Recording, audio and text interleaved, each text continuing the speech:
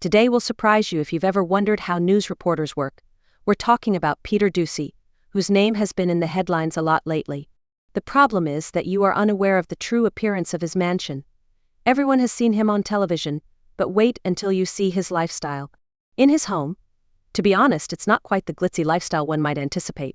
His residence is so contentious that it's difficult to avoid it.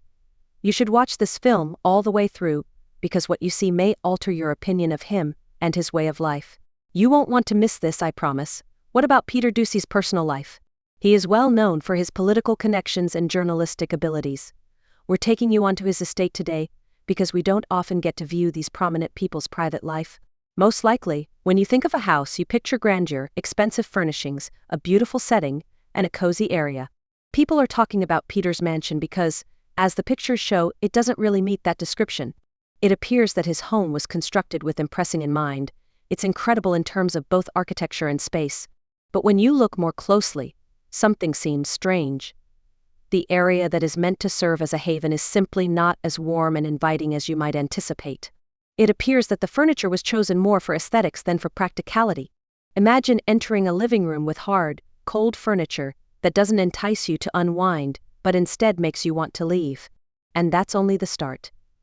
The absence of a personal touch is among the first things you notice about Peter's house. There are no pictures of the family or the small details that give a home a homely sense. Instead, massive, impersonal works of art that belong in a museum rather than a home cover the walls. The house seems to have been constructed more for aesthetic reasons than for practicality or comfort. Though not in a welcoming manner, every corner and cranny appears to have been thoughtfully chosen. The house appears to be begging for attention in every way imaginable. Next is the interior design. Perhaps a bit too drab, the colors are neutral. It feels somewhat chilly and antiseptic rather than cozy and welcoming. Despite their size, the rooms seem deserted and unwelcoming. There's no personality, no warmth. It's the type of setting where everything appears ideal but isn't quite comfortable. Why does a space like this lack character? Is a question you must ask yourself. The house seems more focused on making a statement than providing a comfortable living environment for its occupants. Another area where Peter's mansion is lacking is the kitchen, which ought to be the center of attention in any house. You might anticipate seeing a chic yet practical kitchen in a mansion. Rather, it's a place that is overflowing with expensive equipment and surfaces. The kitchen is not so much a place where food is prepared and shared as it is a showcase. It doesn't feel warm and inviting, rather, it resembles something from a restaurant rather than a house. There are also a lot of gleaming surfaces and empty spaces that lack warmth and individuality. Let's now discuss the restrooms. The bathrooms in a mansion should be opulent and serene, wouldn't they? However, at Peter's house, the bathrooms have smooth, polished marble surfaces, yet they are cold and impersonal.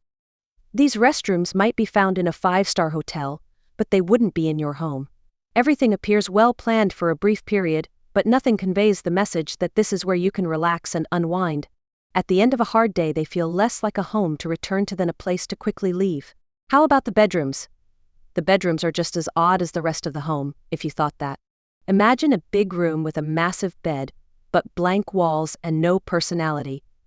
The space looks to be lacking something basic comfort because of the limited furniture. A sleeping space should feel like your own little haven, but in this case it feels empty. Peter's house seems to be more about flaunting space than it is about fostering a peaceful atmosphere. Last is the outside area. You may get a sense of the size of his home by looking at pictures of its facade, which include expansive lawns and imposing gateways. Even this room feels strange, though. There is a feeling of desolation in place of verdant gardens or comfortable outdoor areas. Outside, there is no sense of warmth or habitation. Comfort is not as crucial as appearance.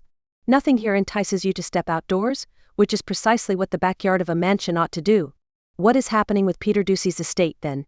You obviously wouldn't expect to feel at ease or at making the house appear attractive is more vital than making it feel comfortable and lived in.